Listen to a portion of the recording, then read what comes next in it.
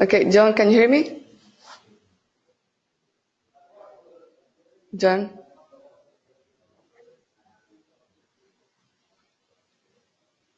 John, can you hear me?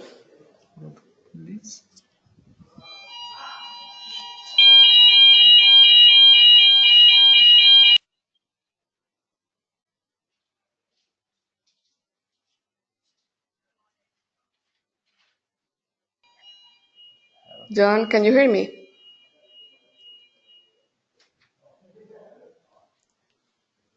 John?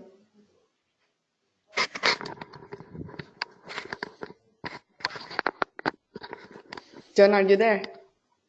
Yeah, hi. Okay. I was like, I don't know when to reply. Yes. No, sorry. Okay, I just popped you so up for a second. it's okay. I will start now then. And if you could start speaking after 2 minutes, is that okay? 2 minutes, okay. That's great. So Okay, 3:02, okay, will do. perfect. Good luck. Thank you. Okay, thanks.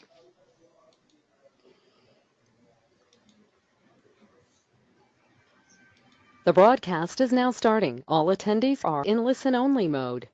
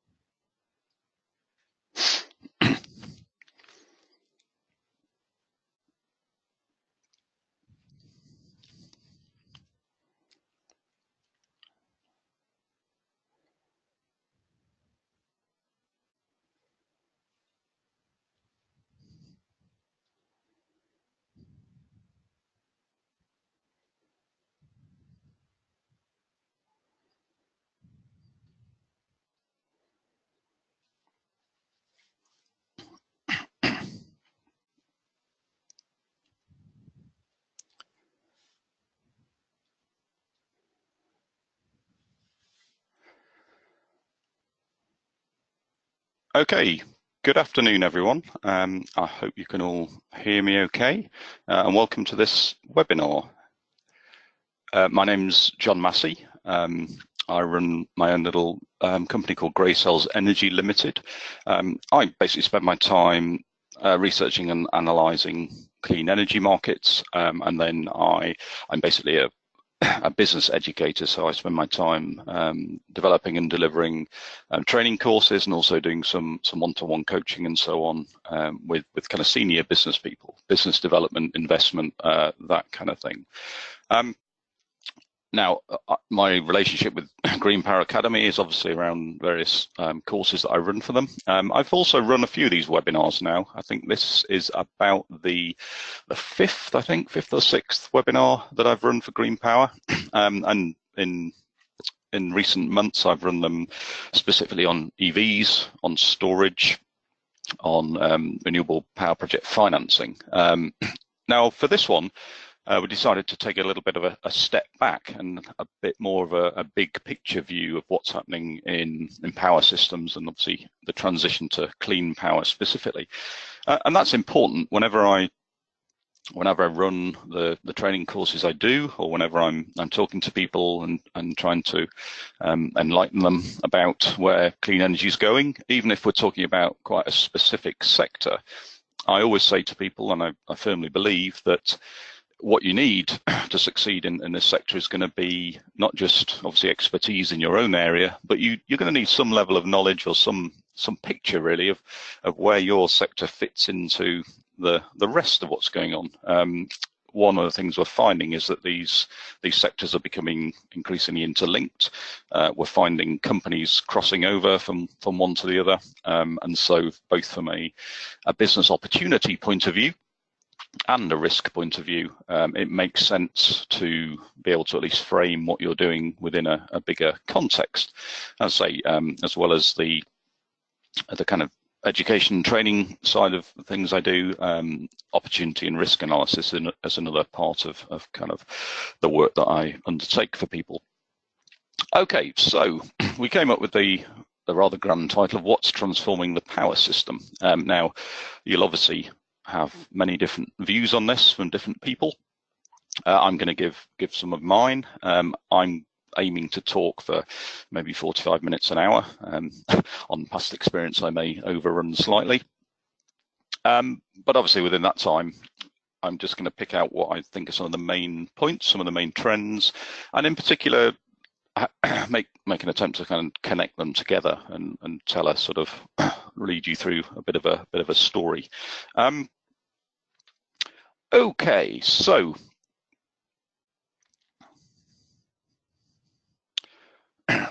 this is kind of a preview, it's kind of a summary of what I'm going to talk about. So always show the end before you start. I've kind of split into two sections here. My feeling is that I've said recent and continuing. So the kind of recent history of the power system transition, however you want to describe it, has been driven by obviously policy. It's been a big part of it. Largely climate policy, largely around carbon reduction. But then in recent years, I would say there's been not a shift, but an addition really of not just thinking about long-term atmospheric pollution, if you like, but also short-term, immediate-term city air quality in particular. And so that'll lead us on to things like electric cars as we go a bit further. So policy's obviously been a big driver for it. In terms of how then the markets have developed in response to that policy, one of the biggest changes in recent years has obviously been cost reduction, in particular cost reduction from wind and solar power. And it's important, I think, to state that cost reduction is not just around the cost of technology, which often lots of people put the main focus on, but also the cost of finance. They're both energy sources which are basically upfront capital and then very little O&M cost. But the cost of that capital, the cost of raising the money to pay for it, has a big impact on the cost of energy that you get. So both the technology has been getting cheaper, the installation has been getting better understood and cheaper and more efficient, but also the risks have been going down as these projects have become established. And if risk goes down, then the cost of finance goes down. And so both those factors have driven really quite rapid reductions in the cost of energy.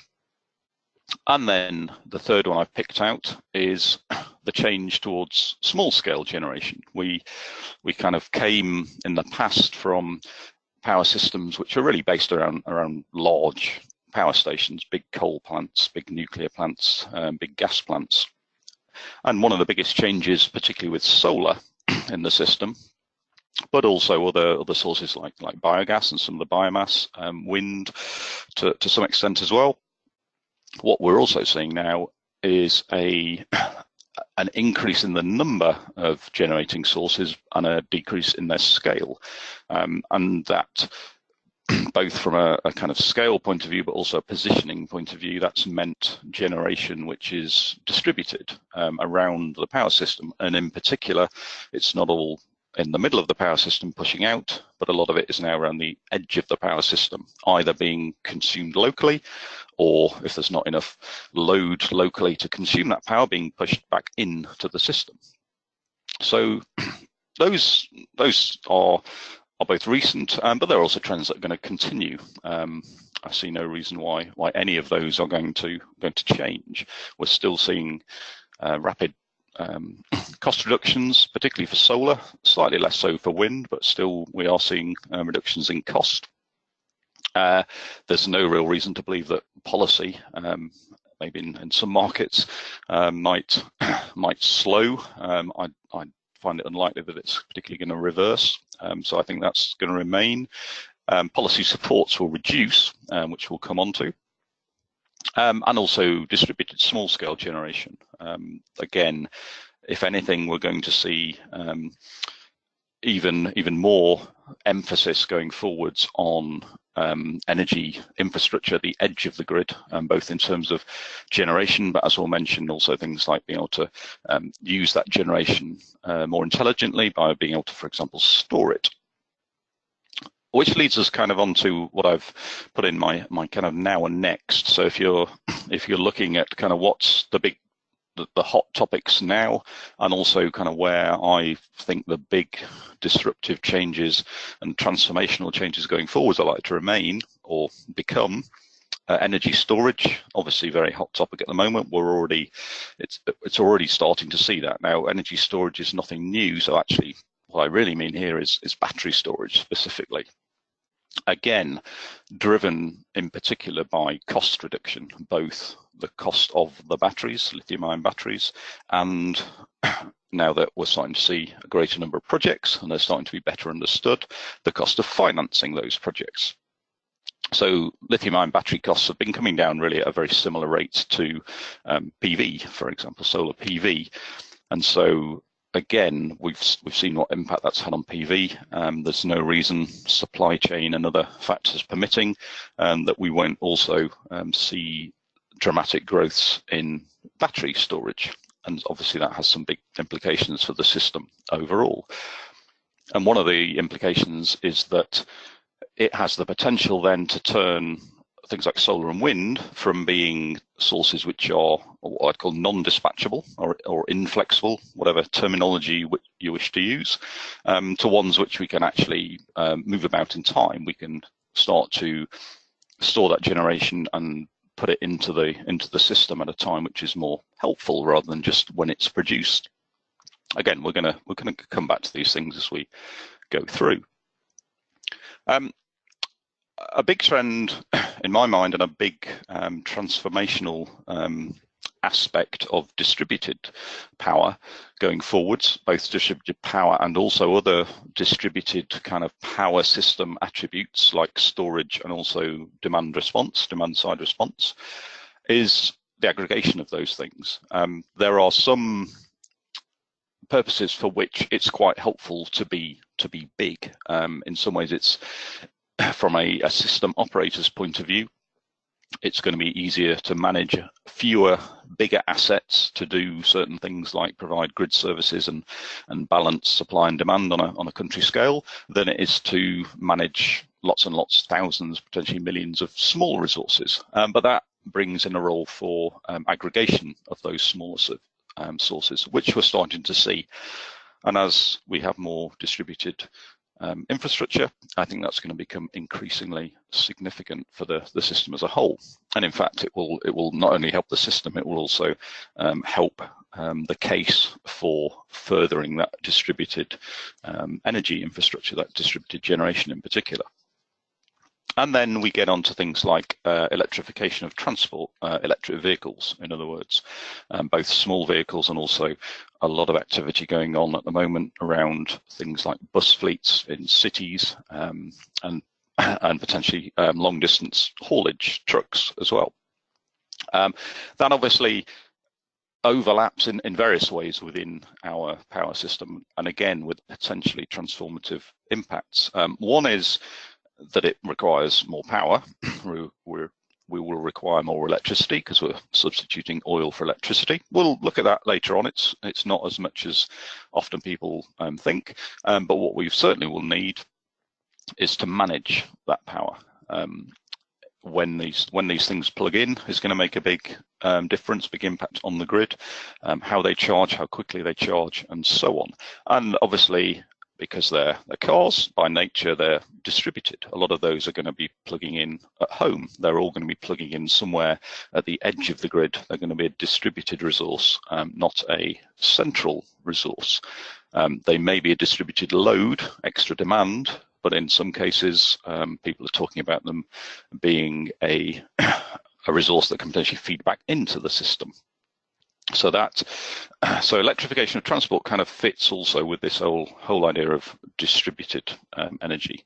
And then finally, maybe a bit further forward, there's quite a bit of discussion at the moment that I'm seeing around hydrogen. It's kind of come a bit back into vogue.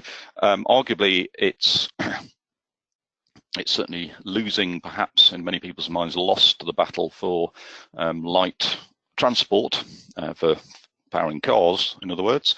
But there are still some potentially quite useful things that you can do with either hydrogen or some other fuel, liquid or gas fuel, to basically move electricity about, this idea of a fuel vector, if you like. And that's around things like being able to manage our solar and wind on a scale which is going to be unfeasible or uneconomic to do with batteries. I'm looking at things like seasonal shifts in resource, or even kind of shifts in that resource over the period of kind of days or weeks or whatever, as well as potentially now starting to converge electricity with heating, for example. There's some interesting projects looking at hydrogen produced from electricity, but used not to go back to electricity, but to go into the heating networks. So a few things. Now, the way I decided to run this, I usually show lots of charts and things. I'm going to show a few charts, but I also kind of picked out headlines and things. So it's going to be a mix of a few charts and various headlines to kind of illustrate the points I'm trying to make. So let's go through those a bit more. So solar in particular and wind in particular, the costs of energy have been going down very rapidly. I think that will continue, particularly with solar. The costs will go down. We're already starting to see markets where basically it's the cheapest way to produce electricity. If you're going to build a new power plant and produce a kilowatt hour of electricity, the cheapest way to do that is not going to be by a conventional plant, it's going to be using solar or wind. In some markets, as alluded to by the headline at the bottom, there's even, if not now, then very shortly, a situation where new solar and wind plants, even with all their costs of capital and so on, are going to be a cheaper way of producing a kilowatt hour of electricity than an existing coal and gas plant. Now, that obviously has enormous implications for bulk electricity production. If we're going to want to produce electricity as cheaply as possible, and most policymakers and certainly all consumers would like that, then that suggests that wind and solar are going to take a big chunk of that market. One thing we found with policy, which kind of illustrates this quite nicely, is that if you look at the headline at the top, for example, in the past, when we started out trying to incentivize these things, governments would set high prices in order to try and get people to come in and build them. Now what we're finding is that in the Egypt's example, governments are not only setting very low prices, but they're also then getting companies to compete to beat those prices. So we've kind of flipped the situation on its head very much in terms of price, not just, it's no longer about how much do we have to subsidize these things. It's about, well, okay, we're prepared to pay this much, now you can all compete to make the price even lower. So in future, subsidy is not going to be an issue. Now, again, with all the things I'm talking about, depending which country you're in, these may or may not hold true now, but what I'm kind of presenting here are changes which will apply at different times or different rates in different countries, but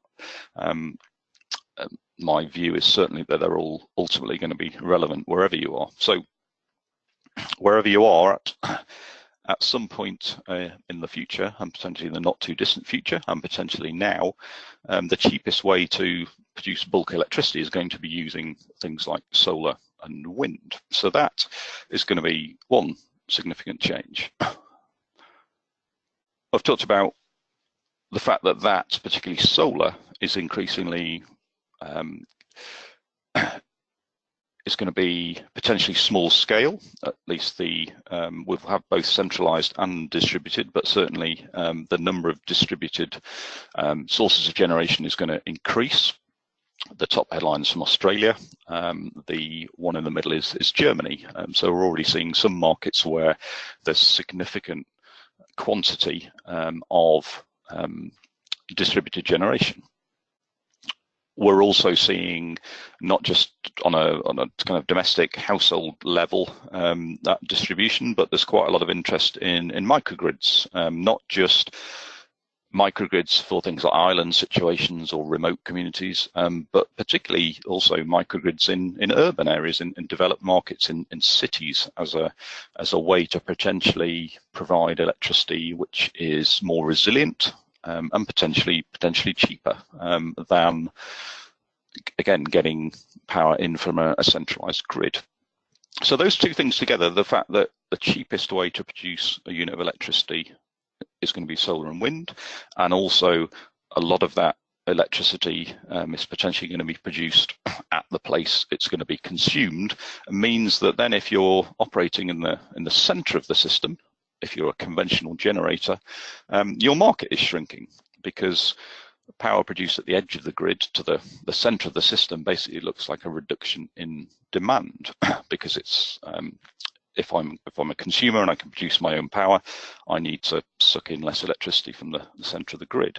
So what's happening from a conventional generator point of view is obviously that the size of the market is shrinking, i.e. the number of kilowatt hours of electricity that they can sell is shrinking potentially, because more of that power is being produced by other means, and some of that power is being produced locally, so there's no central amount required for it. Now, again, that's very market dependent. In some markets, the growth of solar and wind is only just covering demand, the growth in electricity demand. So it depends where you are. And here in the UK, electricity demand has actually been falling in recent years. So any extra unit of wind, particularly here, but quite a bit of solar nowadays, is replacing a unit that would be needed from a conventional source. If you're in a market where demand is growing, and particularly if it's growing quite rapidly, it's quite possible that we haven't got a substitutional effect. But we've got, in effect, a substitutional effect, because to meet that growth, you'd otherwise have to build new conventional plants. And so you get stats like the one on the left here in the UK, the hours without coal during the year, and obviously 2018 is just year to date. Now, that in the UK, that's not just about renewable power, that's also about a substitution for coal by gas, but clearly renewable power also feeds into that for the reason I mentioned. If we're producing electricity from wind and giving that priority, then it reduces the market elsewhere. In California, the duck curve, which is this one, is pretty well known.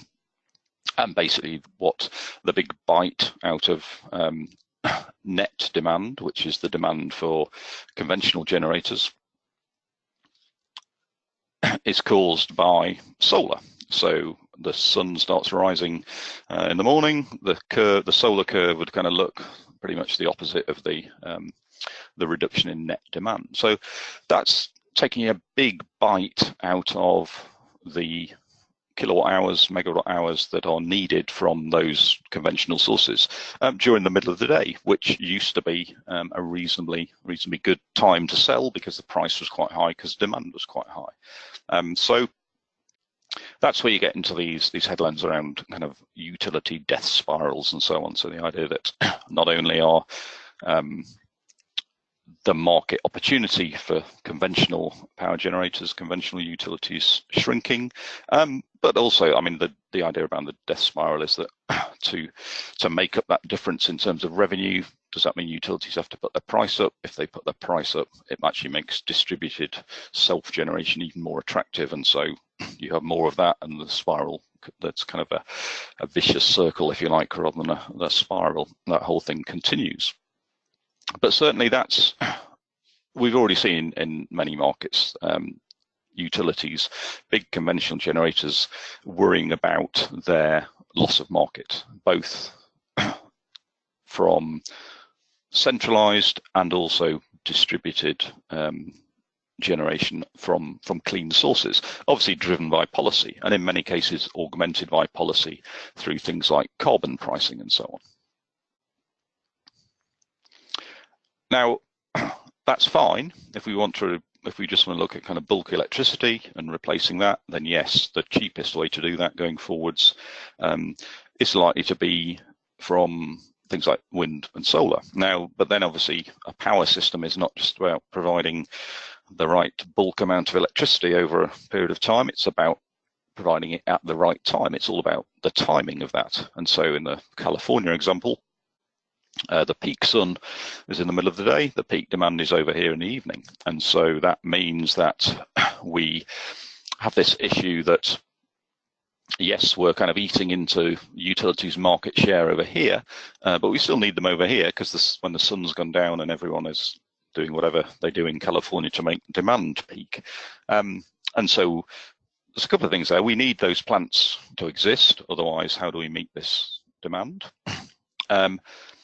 And also we use those plants rather inefficiently because they have this massive ramp rate, particularly in the late afternoon, early evening in California. So there's a few knock-on effects from that. So it's all about timing.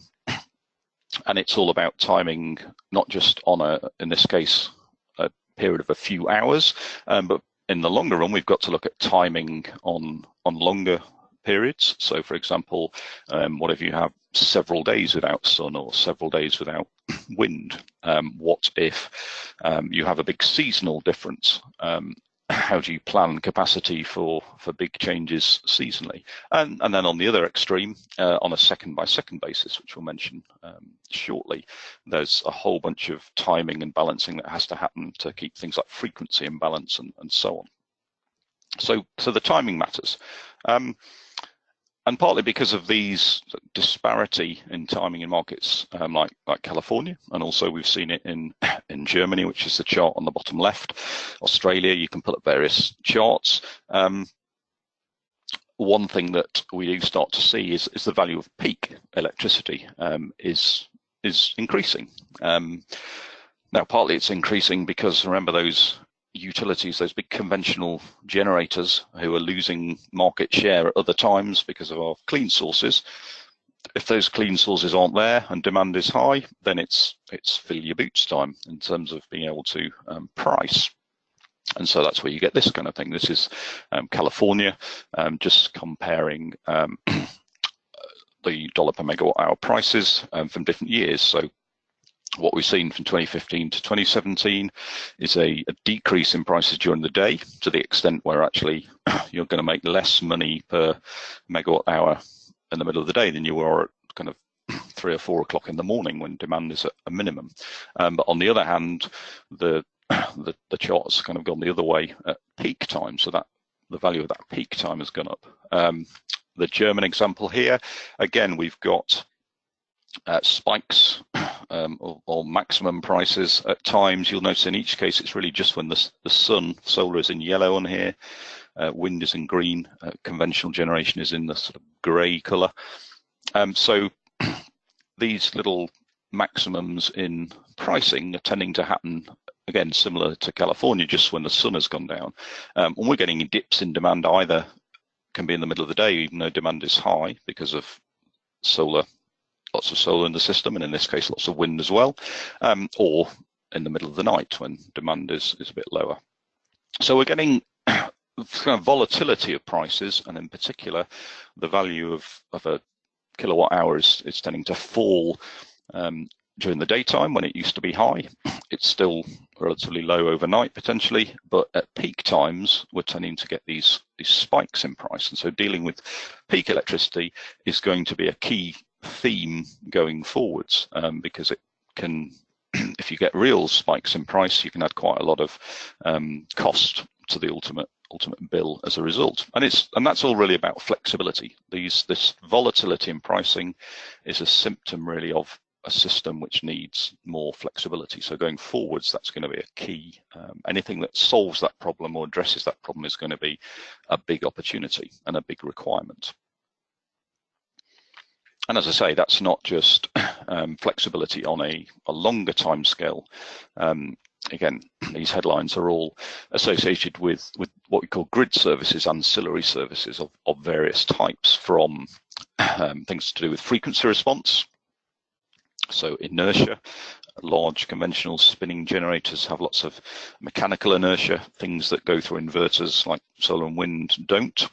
But also other things like black start is a service that system operators procure to basically bash electricity into the grid at very high rate over a very short period of time. If they need to kickstart the grid, it's a bit like jump starting your car. You can't trickle electricity in slowly to get it going again. So in the UK, this headline was from Drax, which is it's certainly used to be one of the biggest coal plants. Now it's converted a chunk of that to biomass and is hoping to convert to gas. But they, for example, have a contract to provide a black start service, which is, for at least for the last 10 or 15 years, has actually never been drawn, and it may even be longer than that. So some of these services may not be used very often, but they kind of have to be there. It's like insurance. I hope my house will never burn down, but it doesn't mean I don't insure against it. So again, these are about having resources that you can guarantee to be available at a right time, either the right time being a few hours in the evening, or the right time being a particular second or tens of seconds to respond to fluctuations in frequency and so on. So flexibility over a whole bunch of different time frames. And so if you're an incumbent, we've said one of the problems is you're seeing your bulk electricity sales potentially reduce, or in a growth market, the potential growth be shrink. And both from a cost point of view and also distributed power point of view. And so if you look at this is the UK electricity mix in the last 12 months. I just looked at the last 12 months from about a week ago. So we've got our nuclear, hydro, coal very small these days, gas still quite a big chunk, but you can see wind and solar between them have actually take a reasonably high chunk out of that nowadays. If you add wind, solar along with biomass, if you like, and a little bit of hydro as our conventional sources, then we're probably up to kind of probably up to here, probably up to kind of 24-25% is what you call renewable electricity. If you add on nuclear as well, if you wanted to go for the whole low carbon, then we're getting up towards kind of 50%. So that's a pretty big chunk of kilowatt hours, gigawatt hours, terawatt hours, however you want to define it, which is not available to sell if you're a conventional generator. So that's not so good. But then we've talked about this idea of reliability and predictability, and providing particularly peak time electricity. And so potentially is one thing that's going to kind of save the business if you're a conventional generator, is that one thing is potentially the fact that you can provide that guarantee. You can provide the dispatchability, the flexibility to be available at a certain time, peak demand in particular, when a solar plant or a wind plant can't do that, because they can't guarantee that the sun will be out or the wind will be blowing. In the UK in particular, our peak demand occurs, as it does in many countries actually, early evening between sort of 5 and 6 o'clock in the winter. Now at 5 or 6 o'clock in the winter in the UK, the sun has gone down. So our solar power plants, be they centralised or be they on rooftops, are maybe great at providing us with cheap kilowatt hours, bulk energy, electricity, but they're not going to be any use at all for guaranteeing that I can switch my kettle on or microwave my dinner at 5 or 6 o'clock in the evening in the winter. So they're not providing any capacity, any useful capacity at that time. And this chart on the right, what I've done here, so this is now megawatts at the side. This is power. And I've picked out 3 days from January earlier this year, and this is the mix at the specific point in time when demand was at its highest on those 3 days. And I've deliberately picked out 3 days which I've described as low wind days. And so on those 3 days, the 10th of January, the 11th of January, 26th of January, you can see that compared to, for example, the kind of bulk energy mix over the year, solar is providing nothing and wind is providing a very small amount. Coal, that's where if you're a coal plant, you still have a business, you've still got something to do. And if you're a gas plant, it's largely you that is making up the difference from a windy day, for example. So one thing that the UK government has done, and again this gets us into policy potentially being maybe inadvertently, but certainly in the short run, being quite helpful from a conventional plant point of view. In the UK, we have a capacity market. So we have a capacity market that procures, guarantees capacity for 4 years into the future. So we've had every year we've had a capacity market auction, and they're competitive auctions, so they're based on lowest bids and so on, to basically contract that power plants will agree to be available at peak times in the winter in a number of years hence. And so the bar here, stack of sources here, is the capacity that's contracted for the winter of 2021-2022. And you'll notice that there is no solar in here, because obviously a solar plant couldn't win a contract to guarantee to be available in 4 years' time, and couldn't win a contract to guarantee to be available in a year's time, given that peaked time and solar output don't coincide. But you'll also notice there's no wind on there. So at the moment, the guarantee of capacity by this capacity market, those contracts are being won by basically the same sort of stack that we've got on a non-windy day here. So our conventional plants, our nuclear plants, our few coal plants remaining, there'll be hopefully less of those operating in that time, and quite a lot of gas, plus a whole bunch of what is called small and open cycle gas. So that includes a whole bunch of diesel generator sets and a whole bunch of small distributed gas generator sets. And they get money for that. So we have, for example, nuclear plants that already exist. We've got coal plants which already exist and gas plants which already exist, being paid revenue to be available at peak time in 3 or 4 years' time over the winter.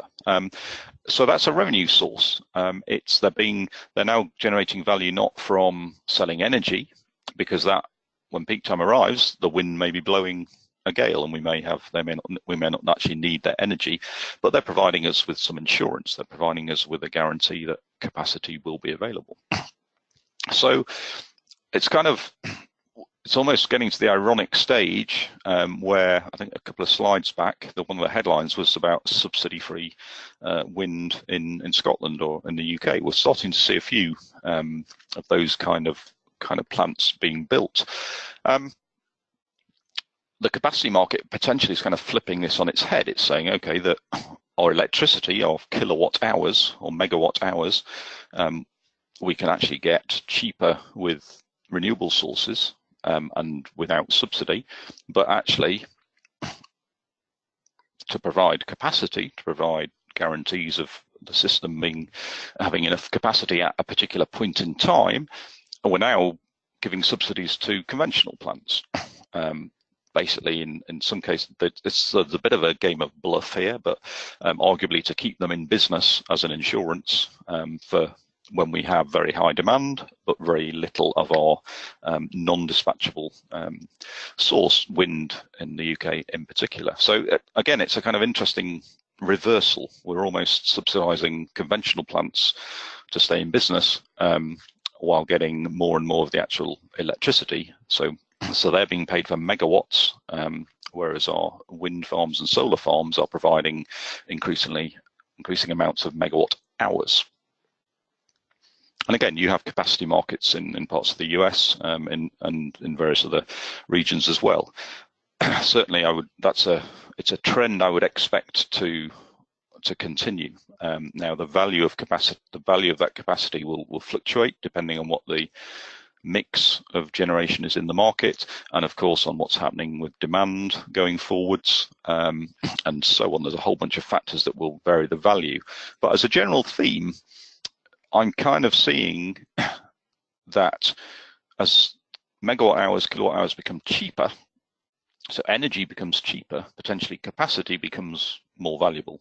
So again, a significant change in business model away from just making your money selling units of energy, and making a significant chunk of money if you're a flexible generating source from selling a guarantee of capacity at the right time. But then that leads us on to, if we think maybe those capacity markets and that ability to provide at peak hours provides a sort of savior, if you like, for some of our conventional plants, then the other trend, obviously, that we need to think about is storage, and particularly battery storage. And I mean, the headline at the top is kind of the scary one if you were in the business of thinking, well, okay, that's fine. These renewables might be eating our lunch, literally at lunchtime in the middle of the day, but that's fine. We'll make up that money by providing capacity and providing peak power and charging a lot for it at those peak times.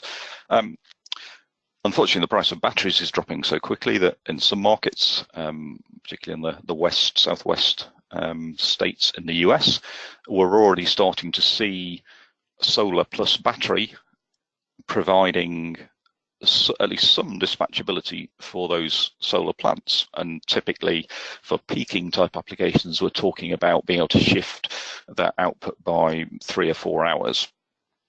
And we're starting to see that being cost competitive. So again, that trend is going to continue because batteries are going to carry on becoming cheaper. Solar is going to carry on becoming cheaper. We're talking about solar and battery in markets where wind is an important resource. The same would hold for wind plus battery. And those peak times, remember, we're not talking about huge timescales. So if you can provide 4 hours of dispatchable power, energy, whichever way you want to look at it, then you can have a big impact on that peak time. And so potentially then, if you're a wind farm, if I'm in the UK and I'm a big wind farm with a reasonable sized battery, I can bid into that capacity market. I can start to eat some of those capacity market revenues that conventional generators were relying on, because I can now guarantee, as long as I manage it so my battery's charged, to provide capacity at those times when the system operator requires it. So storage is going to have an impact, particularly on that in the short run, on that peak time provision and on being able to guarantee capacity. We think about storage often as moving energy about from time to time, but actually from a value point of view, certainly for the foreseeable future, a few hours of storage can be enough to provide an awful lot of value in terms of that peak capacity, which has become an expensive problem in many places. The costs are still coming down, and also remember that storage, like solar in particular, can scale from anything from a household up to a great big field full of shipping containers producing, at the moment, the biggest one's kind of 100 megawatts or so, but they'll get bigger over time. So we can have batteries on a whole variety of scale, and so that dispatchability, that ability to provide peak energy holds true not just in, for example, the top one, the centralized peaker replacement, but also if you can now do this at domestic level, then remember the center of the system only sees the residual demand. If you're producing and consuming energy locally, then the system just sees that as a drop in demand. So if we can do this on a domestic level, you may never get that peak in demand. If I can store sunshine off my roof for a few hours while I'm out at work, and then in the evening when I come home and I would otherwise be drawing from the grid, I draw it from the battery, the system and all those conventional generators and the system operator's requirement for capacity is just never, they'll never see it. The demand will never spike. So battery storage in the long run has all sorts of implications for lots of parts of the system, but certainly one of the most valuable ones in the short run is going to be around this peak time demand. The other issue that we're starting to see, which I mentioned right at the start, was distributed power, not just becoming kind of smarter, so adding batteries and things to it, but also becoming aggregated, so being packaged together into larger lumps. This idea of a virtual power plant, which is the headline at the top. And so again, when you can do that, you can start to have something that looks to the system like a big chunk of resource, be it a big chunk of storage or a big chunk of generation, which is actually made up of thousands and thousands of small individual ones. And that has huge potential for various reasons. One is potential. There's issues around resilience, obviously, the difference between any kind of single point source and lots of multiple sources that you can kind of pick and choose from. There's issues about who's paid for that. In an ideal world, then rather than having to pay and finance central batteries or central power plants all on our own, if we can provide them with a business case to do it, we may be in a situation where end users are actually buying those resources for us. They're buying their own PV system and storage, and they're generating some revenue by allowing us to tap into that. So you're kind of shifting some of that financial risk and some of that capital cost as well. So I think this is going to grow substantially, and I think it's going to grow in a smarter way than people often think. I mean, this kind of thing, what we're talking about here in terms of aggregating together lots of small resources, is less about the hardware. It's all about the software, the intelligence, the algorithms, and so on that drive that manage it, that optimize how it's used. And if there's one thing that the last 10 or 15 years has told us, is that computing power, software, and so on just improves at a huge rate. The cost reduces, the processing power increases. We've got artificial intelligence, machine learning, all these kind of things that are going to make the ability to connect together lots of distributed resources into single ones much more valuable, much more controllable, and much more effective. And the bottom one just makes the point that, again, timescale. This isn't just going to be the case for moving power from, for example, the middle of the day, my solar panels, storing it, and then using it later, and maybe combining that into a kind of larger group that you can then shift about, but also on a very short time scale. So Lime Jump is an aggregator here in the UK. That was a headline a few weeks ago. They've actually had a big impact on what's called the FFR, a part of the frequency response market here in the UK, frequency response. So that's very, very short time frame, balancing those very short time fluctuations, which is a very valuable resource.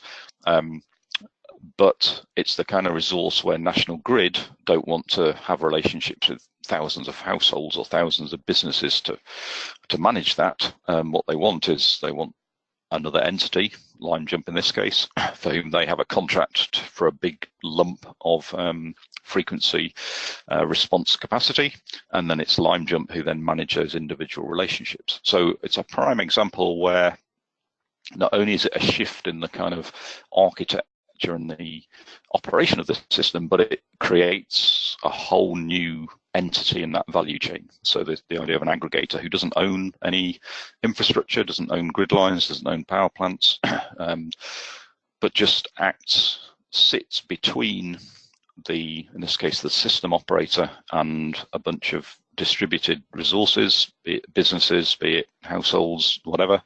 And basically they run software. They run software and they contract between the two, and they manage that so that they can make money from the system operator, and then a portion of that money is going to get passed back to the people whose assets they are managing and controlling.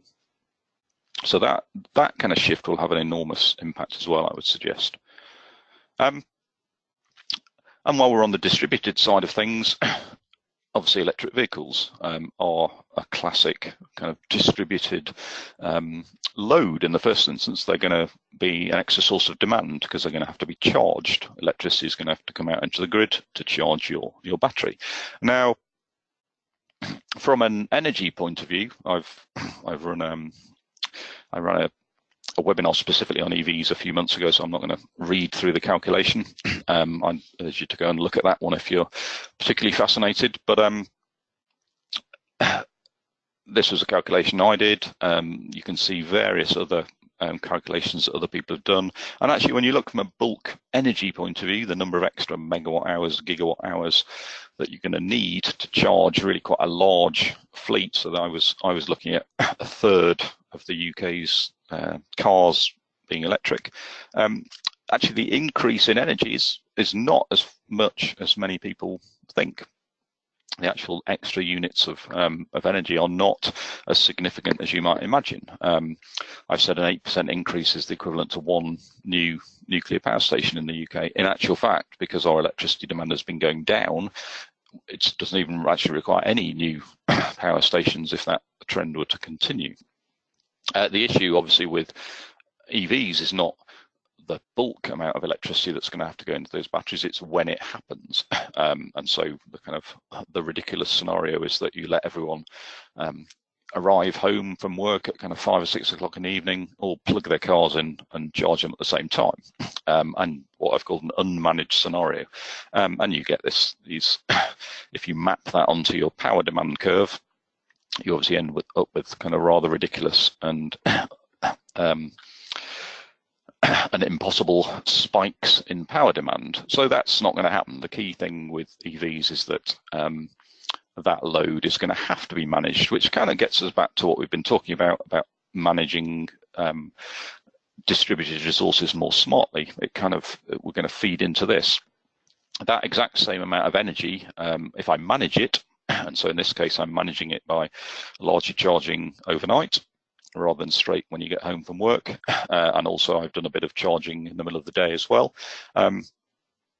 In one particular scenario, I managed to get that down to only adding 1.6 gigawatts of extra power demand for a third of the UK's cars going to electric vehicles. So electric vehicles are, again, they're not really so much about energy. They're much more about demand, power, capacity, which is again a theme that hopefully is kind of coming through throughout this. It's about the timing. Everything in the way the power system works and the way the power system is going to work in future is going to be about the timing. And so it's about charging. Are people going to charge at home overnight? Are they going to charge at work, which should be useful in California, for example, when you've got all that excess solar in the middle of the day. That would be a perfect fit for everyone to be charging their electric vehicles at work.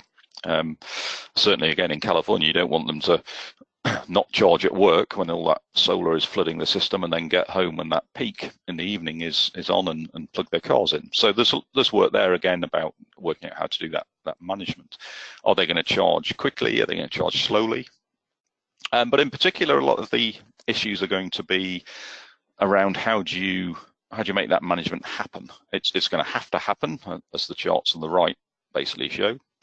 But you can do it either by forcing people, what I've called the stick. You can just regulate that people must have their charging controlled so that they get turned down if there's too much of it.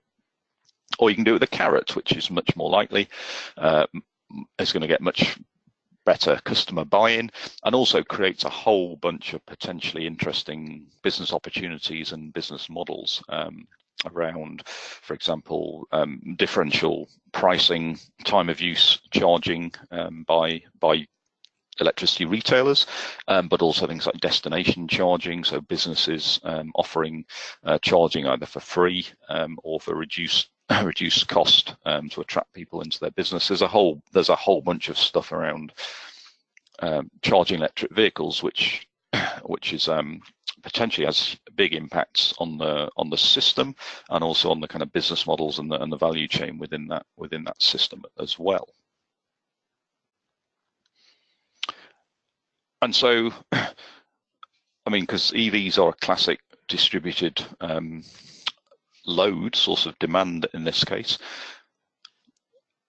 the same principle is going to be true of EVs as is true of the other distributed resources we've been talking about, PV, storage, the idea of aggregation, and the idea of managing them more smartly. If I've got 10 million EVs attached to my electricity system, if you add all that together, that's a huge aggregated resource, and you can potentially start to do clever things with that. And some companies are. So the one at the top is a good example. Recently, just a couple of days ago, that headline, eMotorworks, which is owned by NL, which is an interesting example in itself. That's what you'd regard certainly as a kind of long-established traditional utility, if you like, which is kind of seeing some of the writing on the wall,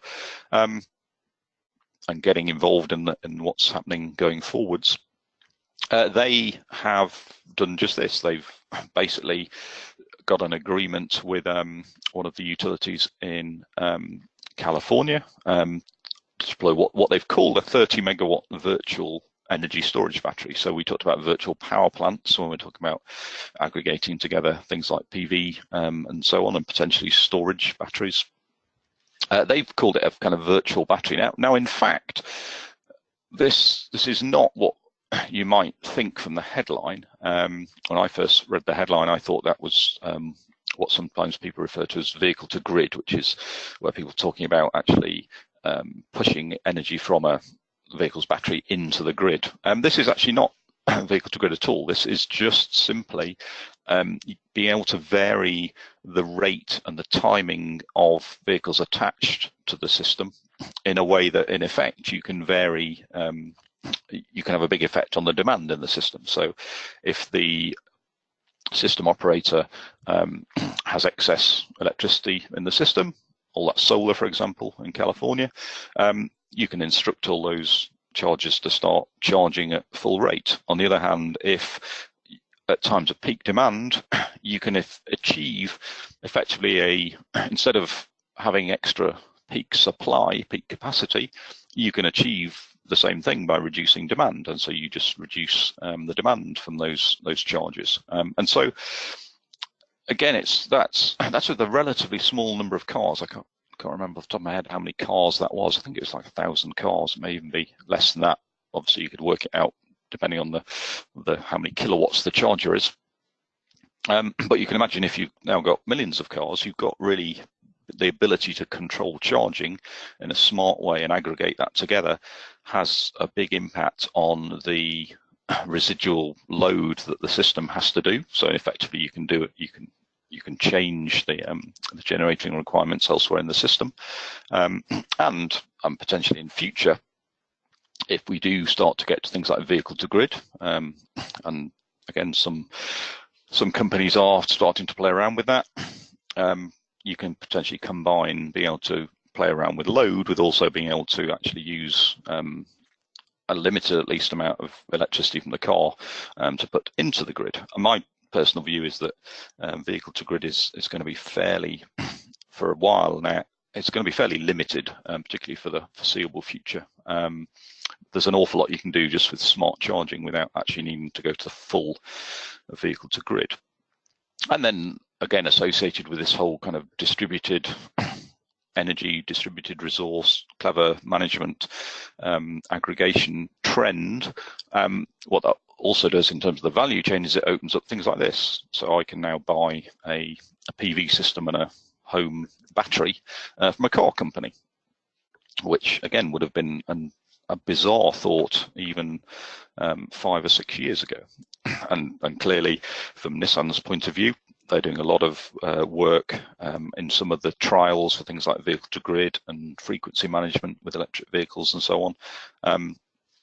So from their point of view, it kind of makes sense to start having a relationship with the customer, not just in terms of the car, but also in terms of how you can potentially start to do some clever things within an individual home, moving those things about, so self-generation, home storage and the car itself, but also in future aggregating a bunch of homes together and then doing clever things that you can then generate revenue from the system, about anything from short time frame ancillary services up to longer time frames like meeting that valuable peak capacity. And then I'd say just kind of lastly, and a bit further forward, where batteries may fear to tread or where batteries may become too expensive to be scalable, I think it's worth certainly keeping an eye on what's happening with longer term storage and hydrogen in particular, but also other ways to store and move hydrogen, things like ammonia. There's been quite a lot of talk about that as well. The reason being that, for example, if we start to scale up our wind, solar, and potentially other things like nuclear and so on as well, if that was the case in some markets, or kind of non-flexible resources that kind of generate either in the case of nuclear all the time because of the economics, or in the case of wind and solar when nature says, if we really scale those up because they're providing cheap electricity, there'll be times when we have too much. And so the chart at the top is just, I was modeling a week in July in the UK, based on kind of current demand, but scaling up, tripling the amount of wind power we have in the system and doubling the amount of solar we have in the system. And you'll see on some days where there's quite a lot of wind and it's quite sunny, in the middle of the day you will have excess, and also overnight when it's windy overnight we'll have excess. And so what to do with that excess electricity? You could curtail it, you could just turn it off, which is one option, one economic option. In future though, potentially you could use that to produce fuel, produce a gas, hydrogen being the prime example, by splitting water. And then once you've got a gas, you've got a fuel, so you can move that about, you can store it. Hydrogen might be tricky to store, which is why we get into things like maybe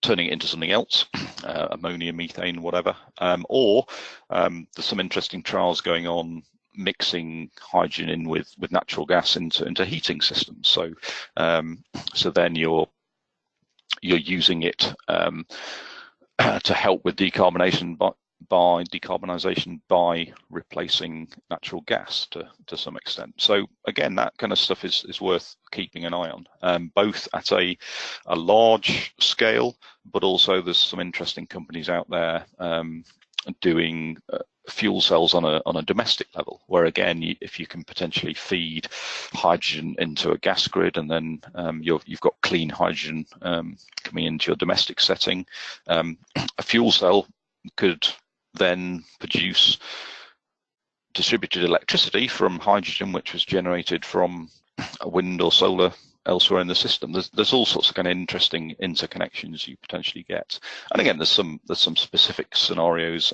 Orkney in Scotland is doing some fascinating stuff around turning electricity from wind and also from a tidal turbine into hydrogen, and then using that elsewhere in the Orkneys to boost both electricity and heat. So again, with hydrogen, we get in some kind of interesting issues around both timing, longer timescales, and also starting to overlap now the electricity market with potentially the transport market and the heat market as well.